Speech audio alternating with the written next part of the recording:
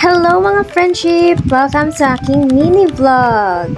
So, gabi na at kailangan ko nang kunin yung mga damit ko. Ganito ang routine ko dito sa syudad, dito sa city, dito sa airport. Kasi dito ako nag-work, kaya dito ako nakahanap ng apartment. At syempre mag-isa lang ako kasi naranasan ko na may kasama dati, bed space, pero hindi ko nagustuhan kasi nga syempre, alam mo na ako yung tipong ayoko ng madaming masyadong kalat pero ang dami kong kalat. Alam mo yun? Gets nyo ako pag nag-iisa kayo. Pag may kalat kayo, wala lang baliwalan sa yan. Pero pag iba yung nagkalat, syempre iba naman yung, alam mo yun, nakakairita. Kaya naman, nag-solo na lang talaga ako. Kaya dito ang buhay ko ay limitado at kontrolado. Alam nyo na ibig sabihin is limit lang dahil nga may work tayo. Kontrolado ko lang din yung oras kung kailan ko gustong matulog, ganyan, paggising, kung kailangan gigising, ganyan. So, dito sa city is napakahirap, lalo na kapag ang trabaho mo ay sa gobyerno. Haharap ka sa maraming tao. Syempre, hindi maiwasan ng mga reklamo, ganyan. Sana naman pag mga ganong bagay ay napag-uusapan. Ganon. Pero siya, sige, ito na, kwento nga natin. Kaya naman ako mag-vlog na dahil nga hindi ko minsan mamotivate yung sarili ko kasi kahit sa team namin, hindi ko makita yung motivation na sinasabi.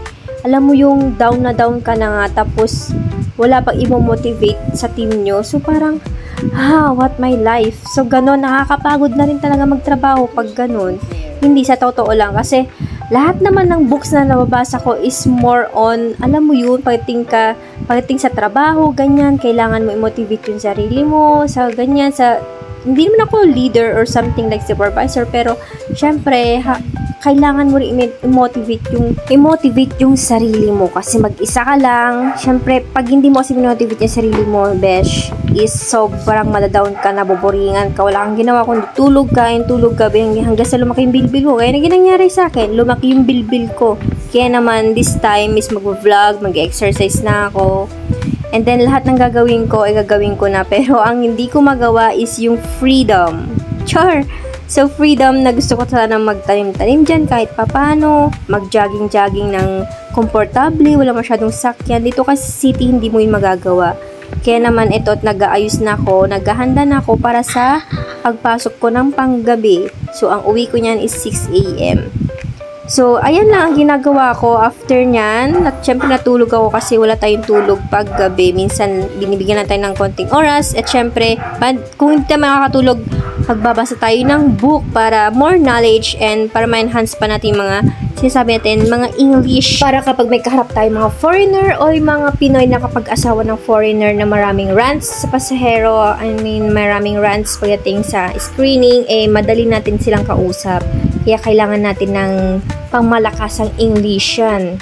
So, ito ang aking uniform. Ako ay isang screening officer. So, mga nakikita nyo na napapanood nyo sa mga balita ay hindi totoo. Sure! So, ayun, gusto ko lang i-share ang aking daily vlog, hindi ang kanilang daily life o daily med news, fake news, ganon. Gusto ko lang i-share yung sarili ko. I mean, yung buhay ko. I mean, yung daily life ko. I mean, gusto ko lang mag-vlog. It's a free country.